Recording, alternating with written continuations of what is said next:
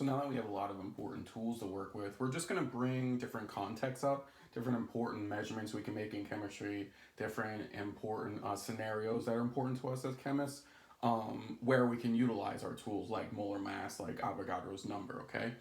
And so for this video, we're going to talk about mass percent. So mass percent is an important quantity. It tells you how much of something exists, all right, inside a total. And for chemistry, a lot of the times we're looking at grams of one element in a compound, right? Mass percent has a definition of grams part per 100 grams total, right?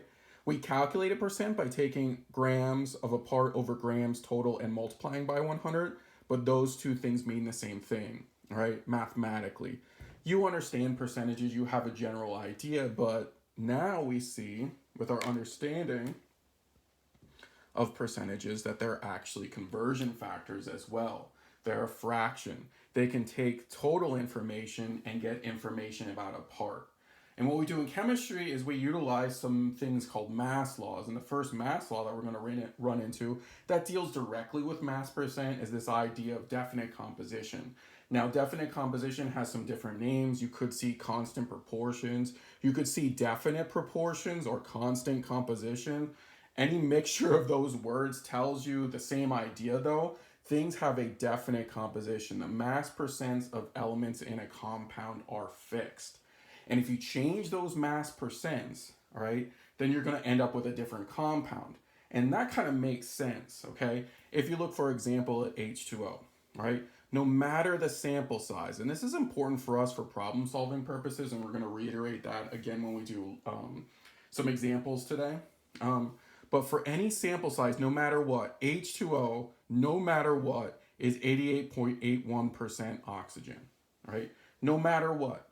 But that kind of makes sense because H2O is defined as having two H's, which have their own mass, and one O, which has its own mass. So if you change up the amount of H's and O's, then you're going to change the compound, okay? So for example, H2O2, if you calculate the mass percent of oxygen here, it's 94.07%. So what definite composition tells us, right, or constant composition or definite proportions, it tells us, well, if I look at this compound and it doesn't have the same percent mass of oxygen, then these two compounds are different. But we kind of know that already from the formula, right? H2O2, which is hydrogen peroxide, is definitely different than water, okay? We're going to go over how to calculate these percentages, right?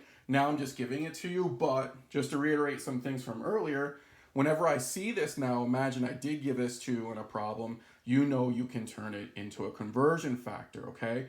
The part here, see how it says percent mass of O? The part is O, so this would be grams of oxygen.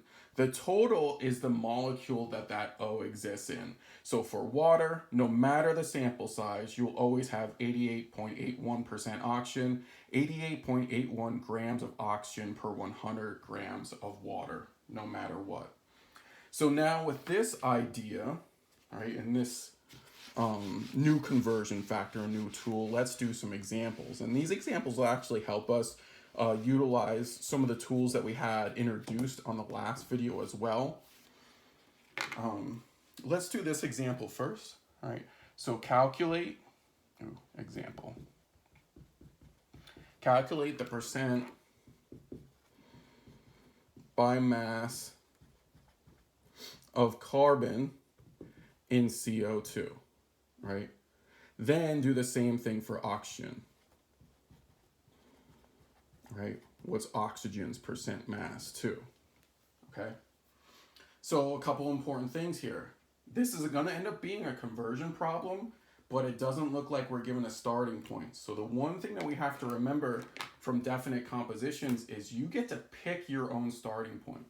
What does definite composition tell us, okay? No matter what, if we're talking about CO2, C will have the same percentage, right? So here's the thing. We can pick our own starting point. Remember how we kind of look at a problem and we decide what we're asked to analyze, and there's usually a number involved? Here we're not given a number, but we can pick our own, okay? So a lot of times a 100-gram sample is going to be a good choice. I'm just going to show you an alternate way of doing that because in the following examples, I'm going to use a 100-gram sample starting point. So for this starting point, I'm just going to say, okay, well, what happens if we have a mole of CO2? I'm going to pick that as the thing that I'm trying to analyze. Now let's think about our final result. We're supposed to get the percent mass of carbon. So here's what I also like to do. I like to write down what I have to do to calculate the percent mass. What I have to do is find grams of carbon, right? Divide by the grams of CO2 and multiply by 100, okay? So if I pick this starting point, then what I can do is I can take this starting point and I convert it to grams of C, right? I then use the exact same starting point. You have to analyze the same sample, and then I convert that to grams of CO2. Now, why does this look like two different conversions I have to do? Because then I can take this value right here and put it in the numerator, and then whatever value I get here, I can put in the denominator. And then all I have to do is finalize the mathematics at the end. Take whatever values I have, divide and multiply by 100. So we're still using the same general ideas, the same general problem solving strategies for how we do problems, except now we're picking our own starting point, all right? And then we realize that when we do our conversions, we might have to do a little bit of mathematics at the end, okay? So let's emphasize some very important things from the last video, okay? I have this 1 mole of CO2 that I'm trying to analyze in both these cases. I look over here and I'm trying to get information, right, in the first case that has a different identity. Whenever I have a different identity in my conversion that I'm trying to enact, I need to use a mole to mole bridge. Remember the point of last video was, okay, if we ever need to change identity, we can look and build bridges that take information about one chemical species to the next. So for example, all right, I can look at CO2 and based off our prior discussions, I know that for every 1 mole of CO2, I have 1 mole of C. Now, why in the world would I use that? When we do our setups and we see different identity, we always need a bridge somewhere in the middle. Now look at where I'm trying to get to. I'm trying to get to grams of C, all right? So if I have 1 mole of C now as my unit, do I know of a relationship between grams of C and mole of C? Yeah, that's the number in the periodic table. That's the molar mass. 1 mole of C is 12.01 grams of C. I can plug this into my calculator, all right? And what I get is 12.01 grams of C. Now, if I pay attention to significant figures, this is something I introduced. It didn't come from a measurement. We do know that molar masses, right, come from measurements though. So my answer would have 4 significant digits, all right? We also know we can say the word exactly. For 1 mole of C, we have exactly, 1 mole of CO2, we have exactly 1 mole of C. So that doesn't affect our significant figures either, all right? I look here and you see the identities here, they're the same. So do I need a mole to mole bridge? No. Do I know of a relationship between moles of CO2 and grams of CO2? Well, yeah, I can calculate that based off of information on the periodic table. And when I do that, for every 1 mole of CO2, there's 44.01 grams of CO2. So I can put this into my calculator, and what I get is 44.01 grams of CO2. All right. Now I can finish the problem. I can follow my guidelines I set for myself. I calculated that my sample had 12.01 grams of carbon, right? Using the definition of percent mass, my total would be, right, 44.01 grams of CO2, right? I then multiply by 100 to turn it into a percentage. It looks like my answer is going to have 4 significant figures in the end. And then what I get out for my percent mass of C, once I round, is I get 27.29% carbon. Okay. So you could probably think about different ways to do this, but I just wanted to use this example to again go over some things that we talked about last video, okay? And then show you how we can couple it with new information like percent mass, all right? As long as you have a consistent starting point, you can pick whatever you want here to analyze this sort of problem. And I do recommend you try doing this problem in different ways. Pick a different sample size. Pick 10 grams of CO2. Figure out how much C is in it, right? Make a percentage. You should get the same value no matter what your starting point is. Now let's answer the second question here, and we can actually answer it pretty quickly, okay? Here's 27.29% C. So what's the percent mass of O? Well, if I go and look at CO2, it only has C and O in it, all right? So what am I able to do to get the percent mass of oxygen real quickly? I can take 100% and I can subtract 27.29%, all right? And that should give me my percent of O. The percents inside a sample should add to 100%. So the percent mass of C plus the percent mass of O should give me 100%. And so what we get is 72.71% oxygen, all right, inside that CO2 sample. Now, no matter what sample size we have our CO2, what definite proportion tells us is that we'll always get the same value out at the end. We'll always get 27.29% C and 72.71% of oxygen. Okay, so hopefully you can see now the utility of some of the tools that we were talking about on the last video, and you could also see how we can enact percent mass problems. Also realize, I know I mentioned it before, but percent mass is a conversion factor, and you'll see it used as such in some problems. Okay. Let's look at a more complicated problem. Let's do this one first, okay? What's the percent, it's not more complicated, I guess. What's the percent mass of O in vanadium 4 oxide? What's the percent mass of O in vanadium 4 oxide? Okay. So again, we kind of think about all the principles we just mentioned in the last example that we did. Percent mass is fixed for a compound, so we can pick whatever starting point we want, right? And I'm actually going to pick a more useful starting point with this example, and you'll see in a second, right? So we can pick whatever starting point we want, and what do we want out at the end? If we want percent mass of O, then what I need is grams of O in per gram of VO2, and then multiply by 100. Okay. Remember that we do have an alternate definition of percent mass. This is definitely how you calculate a percent, but we do also know that if I had 100 grams of VO2, the percent would be whatever grams of O I could analyze in that sample. And so for problems like this, and like I said, I even recommend doing the last problem like this to make sure you get the same answer. A good starting point, a good and easy thing that sort of avoids having to do complicated mathematics, it's just a simple approach, is to pick a 100-gram sample. If I pick a 100-gram sample, then I already have my denominator, essentially, right? So whatever grams of oxygen I get out, that is the percentage, okay? So if you look at this, all right, what we're going to do is we're going to say, okay, if I can convert this to grams of oxygen, I already have my denominator. I'll get my numerator. And remember how you view percentage. Whatever number here is the percentage. If we're not calculating it in this way, whatever number goes here is the percentage, so whatever number I get out in the end of my conversion gives me my final answer. So picking a 100-gram sample, if you're not giving a starting point, is often beneficial, and it saves you a little bit of work. Okay. General principles of conversions.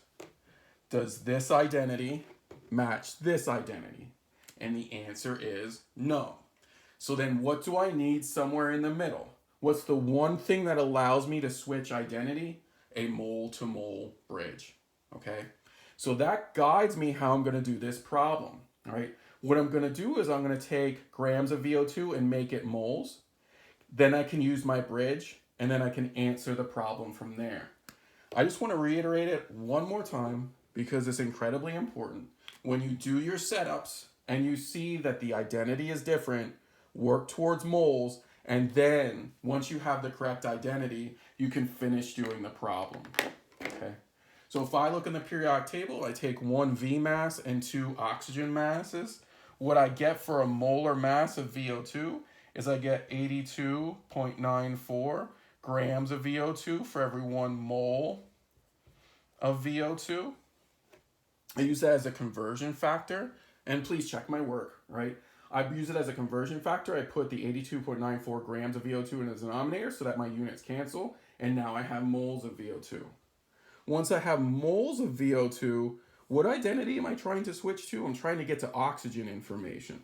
So if I'm trying to get to oxygen information and I look at this VO2, well, for every 1 mole of VO2, right, there are 2 moles of oxygen. Okay. Now I have the correct identity. Do I know of a relationship between moles of oxygen and grams of oxygen? Right? And the answer is yes. Okay. I can look at the periodic table and see that for every 1 mole of oxygen, there's 16.00 grams of oxygen. Okay. So I have everything I need based off the principles and the tools that we discussed before to go ahead and do this calculation. So I plugged all this in my calculator, and again, these are new examples, so please check my work. And if you see an issue with something that you observe in a video, let me know so I can send out a correction to the class. But if I do this math, what I get is 38.58 grams of oxygen are in 100 grams of VO2. Now I'll just say it one more time, right? That is the percentage. If you think about what you analyzed here, you analyzed 100 grams of VO2. How many grams of oxygen are there in there? 38.58. So the percentage then, it's 38.58% oxygen. Think about percent per 100. This is how many grams of oxygen there are in 100 grams of VO2. So my answer now involves just a direct conversion instead of doing 2 separate things and putting them together. If you're more comfortable with that 2 separate things and putting them together, pick whatever starting point you want, like the previous example. But I'm showing you multiple ways to do this so that you understand that there are multiple ways and you find the one that's most comfortable for you. So as you practice, try to figure this out. All right. The other thing I'll say here is that you'll see general conversion problems like, oh, well, how many, like, take this and make it moles, or find how many moles of O2 are in a 100 gram sample of VO2. All those sorts of problems have the same mental process. All those sorts of problems have the same thought process. So even though I'm showing you examples in the context of percent mass, okay, just realize that you can apply these ideas to anything that you do from a conversion problem perspective. What's your starting point? What's your ending point? If the identities are different, use a mole-to-mole bridge, right? How do I link grams to moles? I use molar mass from the periodic table. All those skills are general, and we're just showing you like a specific example for how we can utilize those skills, right? So to finish this problem, what if the problem asks for the percent of V? Well, we know we can get the percent of V real quickly. It's actually 61.42% vanadium, right? Vanadium 4 oxide has 61.42% vanadium in it. Okay, how did I get this number? 100 minus 38.58% O would give me the percent of the other element in the compound. Okay, so hopefully this is making a little bit of sense, but I still want to do a couple more examples. Okay, and this is one that I kind of took from Chem 101 and modified it a bit. So you'll see a problem like this on your homework and possibly on your quiz. What's the percent mass of water in cobalt 2 sulfate heptahydrate? What's the percent mass of water in cobalt 2 sulfate heptahydrate? Okay. Percent masses of hydrates are something that's actually useful for us from an experimental perspective. It's good to know how much water there is in a certain sample, and if we want to drive it off, then there's a way we could actually quantify how much water there is in it. So there's like a kind of a direct experiment we can do in terms of analyzing this sort of problem, all right? But let's do it theoretically, right? I see this word percent mass in my problem again. And so all right? The ideas come forth where we can go ahead and analyze this in terms of any sample size we want to. Definite composition comes to mind, constant composition, definite proportions, all those mean the same thing. So we're gonna pick our own sample size. Again, for this problem, the sample size I'm gonna pick is I'm gonna pick 100 grams. Now, instead of writing out, remember how we have to put identity here to stay organized, and it's definitely a crucial part of this. Instead of having to write this out over and over again, I'm gonna write COMP, which stands for compound, okay? So we are allowed to be lazy as long as we understand that this compound that we're talking about is our cobalt 2 sulfate heptahydrate. So, just like our last example, if I start with 100 grams of compound, if I can do a conversion and figure out grams of H2O, then that will be the percent of H2O. The amount of H2O in 100 grams is defined as that percent, okay? My general thought process, right, comes into play again. This starting point that we were able to pick, right, does it have, right, a conversion to the same identity or a different identity? And we can see that the identities are different. And so then what do we need somewhere in the middle? A mole to mole bridge. So what are my steps going to be? Use the molar mass of this guy, right? Convert to moles, bridge over, and then answer the problem from there, right? Working towards moles is something that we do often in these chemical conversion type problems. So how do we get the molar mass of this? You look in the periodic table, you take CO, S, 4 oxygens, and then you figure out what H2O's molar mass is, and you multiply it by 7. You add all that together. And again, what I get, just make sure you check. And I get 281.112 grams of this compound, right, for every 1 mole of this compound, right? Now, when I do this, right, I have these H's that I'm adding in there, and H's actually go out to 1 further decimal place than most things on your periodic table. So actually, I'm not going to round yet, okay? But this 3rd decimal place, if you look at like oxygen and cobalt and sulfur, you don't have that information. So when we do that addition step, we're actually limited to 2 decimal places here. We're trying to get to H2O information, right? So in this compound, right, for every 1 mole of this compound that we have, how many moles of H2O do you see? Well, for each one of these structures, there's 7 H2Os.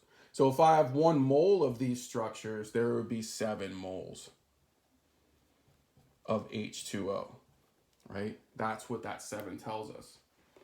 Then the molar mass of H2O, for every 1 mole of H2O, there's 18.016 grams of H2O.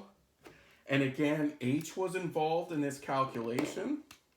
And O only goes out to 2 decimal places. And so when I do that addition step to come up with that molar mass, I'm left with 18.01 as significant figures, right? And then 6 as an insignificant figure. I don't round it to 18.02. I use 18.016, realizing that only 4 of those digits are significant, okay? I then look at my starting point in terms of significant figures. I introduced that. That didn't come from a measurement, right? These came from measurements, and this is an exact conversion. So my final answer would have 4 significant figures, not 5, because 4 is less than 5, and I'm doing multiplication. And when I do this math, what I get is 44.86 grams of H2O. 44.86 grams of H2O are in 100 grams of that compound. So then that tells me that 44.86% by mass of H2O is actually found in that compound. So again, we can do this transformation, this conversion in a 1-step process, okay? So like I mentioned before, all right, general ideas to stress, different identity, get to moles, use your bridge, answer the question from there, okay?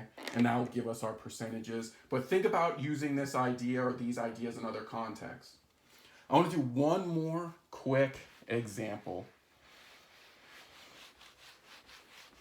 And again, this is kind of like problems you'll see on Chem 101, and that's why I'm doing these new problems for you, and that's why you need to check my math just to make sure that everything kind of works out. So we're going to analyze a large biological compound. And biological compounds are huge, okay? There are many atoms there. They can have a very big molar mass. So a compound, and it's a biological compound that actually can bind to a metal. So a compound contains 2 coppers, right, for every structure, right? So that compound has a certain structure, and inside that structure you find 2 copper atoms, all right? The compound is analyzed, and it contains 2.002% by mass of copper, right? And now what we're going to be asked for is, this is a huge structure. What is the molar mass of this biological compound that we're analyzing? What's the molar mass of the compound that we're analyzing? And again, until we use our general ideas, right? This seems like a new problem. This seems like a tricky setup. This seems like we have some thought to put into it. But honestly, you have the skills right now to answer something like this, right? Because what do? We analyze information that's given to us. We think about a starting point, right? And then once we have that starting point, right, we go on and think about what our answer will be in terms of units. And then we use our general tools to link the starting point to the end point, okay? So here I see that we're given a percent mass, right? And we're asked about the compound, right? So we're asked to analyze this compound, but we're not given a starting point. So when we see a percent mass and we're asked to analyze something, all right, what do we know to do now? We know that the easiest thing to do, even though you can pick any starting point, the easiest thing to do is to take 100 grams of a sample. The sample in this case will be our compound, okay? Now, what are we trying to do here? Let's think about our end goal here. We're after molar mass of the compound. So what we do is we write down the units of our answer, and I'm actually going to write it off to the side here. What are the units for molar mass? It's grams of that compound, because we want the molar mass of the compound, per mole of the compound. Well, if you look at our setup here, all right, this is the definition of molar mass. We actually have one of these numbers already without doing any work. Based on our choice, right, we know that our numerator, which is grams of compound, we picked. We picked 100 grams of compound. So then the whole entire problem, if we want to get molar mass, comes down to, all right, can I figure out for that grams of compound how many moles of compound there are, okay? Now, I don't know the molar mass, so it's not like I can just go ahead and do this. I'm trying to calculate the molar mass. It's not like I could use this as a conversion factor. I'm trying to calculate it, right? So I need to figure out what number goes in the denominator so I can enact this mathematics and simplify from there. So this tells me that I have to go to moles of compound on this side, right? Okay. And now hopefully you can start to see how we can link these guys together. What's the one bit of information we haven't used yet? So we've done a thorough setup. We've picked a starting point. We kind of know what we need to finish this problem. Now we go back and we analyze information that's given to us. Each one of these compounds that we look at, each structure has 2 coppers in it, all right? So if I look at that first sentence, that tells me I have a mole-to-mole bridge. That tells me there are 2 moles of copper in every 1 mole of my compound. Because remember, whatever we can say about individual structures, we can say about moles. So 2 moles of copper are going to be in 1 mole of my compound. Okay, right away I see now how I might have this as a step in my conversion process, because I see moles of compound shows up as a unit that I can utilize in my conversion steps. The other bit of information we haven't used is our percent mass, all right? So 2.002% by mass copper, hold on, that's a conversion factor. And that conversion factor looks like 2.002 grams of copper for every 2.002 grams of copper for every 100 grams of my compound. Okay, so this is also an important problem solving step. Taking information that's given to us and then making sure we realize where the conversion factors are. Because once we write this down, once I see this equality, and once I use the definition of percent mass to utilize a conversion factor, everything kind of falls into place. Grams compound only shows up there, and that's something I have to get rid of. So the next step is going to be to take that information that we wrote down and utilize it to start to do our conversion process. 100 grams of compound is 2.002 grams of copper, right?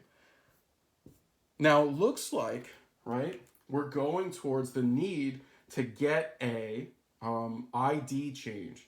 We now have grams of copper, but we need moles of compound.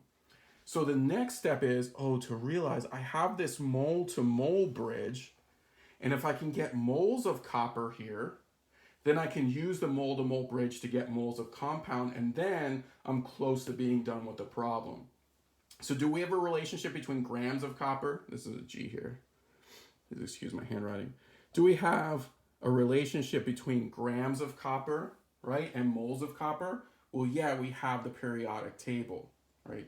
So if I look in the periodic table, I know there are 63.55 grams of copper for every 1 mole of copper. Now, right, do I have a relationship between moles of copper and moles of compound?